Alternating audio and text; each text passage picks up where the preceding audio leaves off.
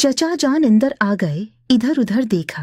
उनकी नजर पलंग पर पड़ी चादर पर न गई कि इस पर कोई है। उन्होंने दरवाजा बंद किया और वापस चले गए। मौज़म ने एक गलती ये भी की कि मंजा के बारे अपने एक दोस्त को सब बातें बताता रहा। इस लड़के का दीगर गलत किस्म के लड़कों से साथ उठना बैठना था। इन आवारा मिजाज लड़कों ने तमाम वाक़ियात दूसरे अपने कुमाश के लड़कों को बताए, यहाँ तक कि मौज़म और मंजा के दरमियान जो गुफ्तगू भी होती वो दूसरे लड़कों तक पहुँचती रहती। यूं मेरी कज़न सारे शहर में बदनाम हो गई। उसकी चर्चे गली गली होने लगे और लड़कों ने मंजा को फ़ोन करके तंग करना शुरू कर दिया। आए दिन हमारे घर में भी रॉन्ग नंबर आने शुरू हो गए। इस तरह ये तमाम बातें महल्ले के एक लड़के के जरिया मंजा के भाई के कानों तक पहुंच गईं। जब उसके भाइयों को इल्म हुआ तो घर आकर उन्होंने बहन को बहुत मारा और पिस्तौल निकालकर उसको शूट करने लगे।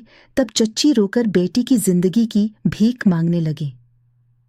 सारे भाई अब मौज़म के खून के प्यासे थे। उसके पीछे भी गए लेकिन न ढूंढ सके, क्योंकि वो तो ऐसा गायब हुआ कि उसके घर वालों को भी पता न चल सका कि कहाँ चला गया है। मंजा पर सख्त पाबंदियां लग गईं। इसका घर से निकलना भी बंद कर दिया गया।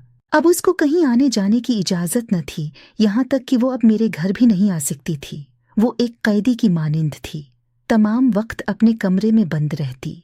मुझको इस पर तरस भी आता था। कहाँ इतनी आज़ादी से जी रही थी और कहाँ अब खुले आसमान के लिए तरस रही थी।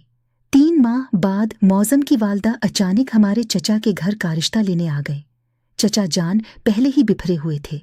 उनका गुस्सा बरहक था कि पहले तो हमें सारे शहर में बदनाम कर दिया और अब रिश्ता लेने आ गए। अगर रिश्ता ही लेना था तो पहले आते। बहरहाल चचा ने साफ इनकार कर दिया। ये भी कहा कि मौज़म को कहीं और भेज दो।